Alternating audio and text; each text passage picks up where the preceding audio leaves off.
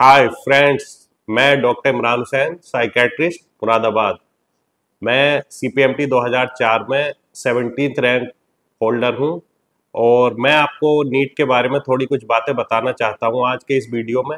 सबसे पहले मैं ये बताना चाहूँगा कि आप कोचिंग को लेकर बहुत ज़्यादा इम्प्रेस रहते हैं, इस कोचिंग से इतने सिलेक्शन, इससे इतने सिलेक्शन, लेकिन ये कोई बहुत बड़ा रोल कोचिंग का नहीं होता।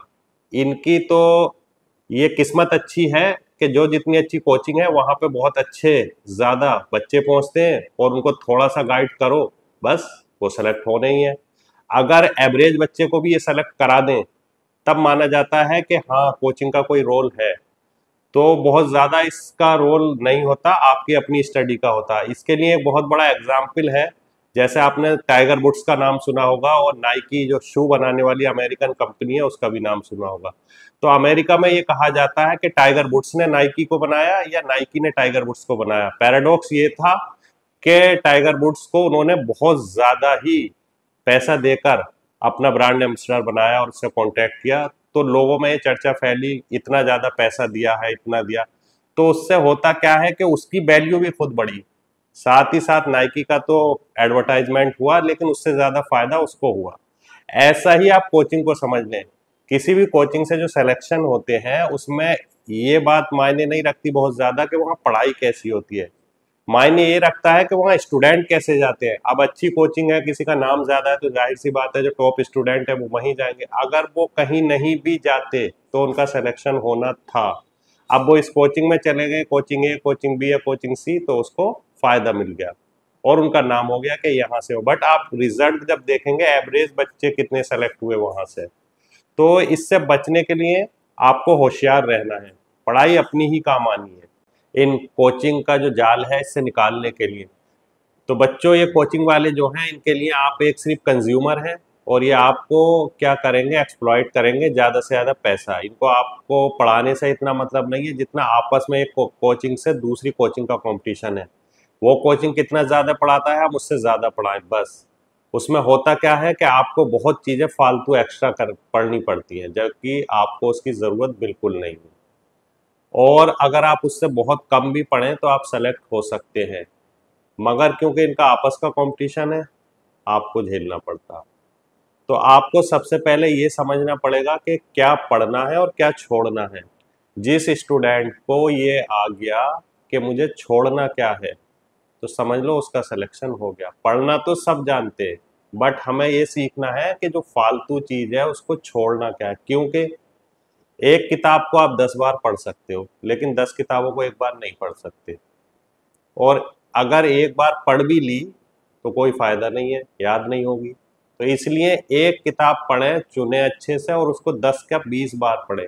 जैसे कि म्यूजिशियन रियाज करता बार बार बार बार, तो हमको भी वही तरीका अपनाना है। एक किताब पकड़नी है, जैसे बायोलॉजी के लिए एनसीईआरटी काफ़ी है, मोर देन सफिशियंट है। आप 95 to 100% तक जा सकते हैं। मेरे 99 मार्क्स बायो में आए थे आज से 20-21 साल पहले, और वो भी सिर्फ एक ही किताब से, एनसीईआरटी से, एक ऑब्जेक्टिव बस।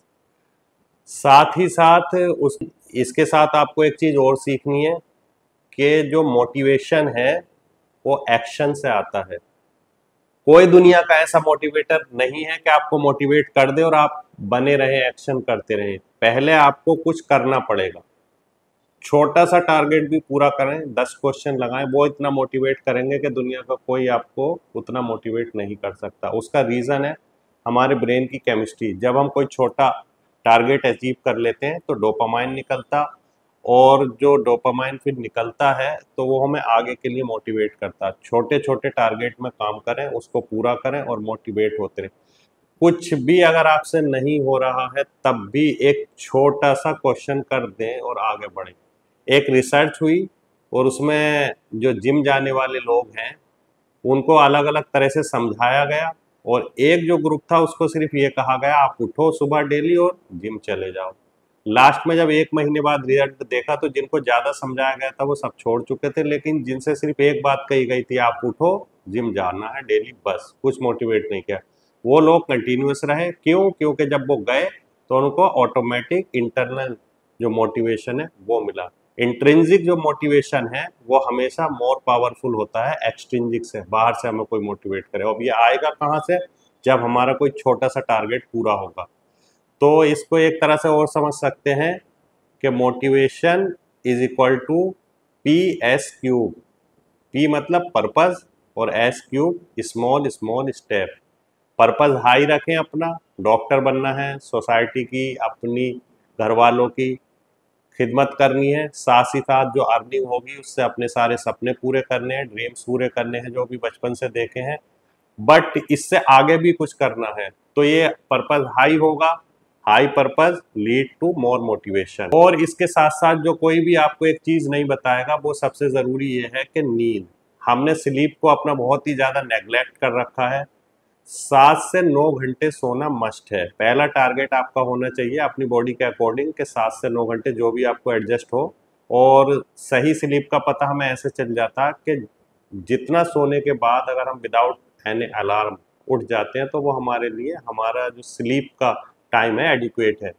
तो 7 से 9 घंटे के आसपास होता है ज़्यादातर लोगों का। और इसमें भी रात की जो 10 से 4 का टाइम है वो हमारी बॉडी की जो सर्केडियन रिदम है उसके साथ सिंक्रोनाइज है। यानी बॉडी भी उस समय सोना चाहती है और हमें भी उस समय सो जाए, तो दोनों चीज़ें मैच करेंगी और अच्छी नींद आएगी। 10 से 4 में अब आगे पीछे 1-2 घंटा जो आपको बढ़ाना है वो बढ़ा सकते हैं, लेकिन 10 से 4 जरूर सोना। इसके बाद जो समय बचेगा उसमें पढ़ना है।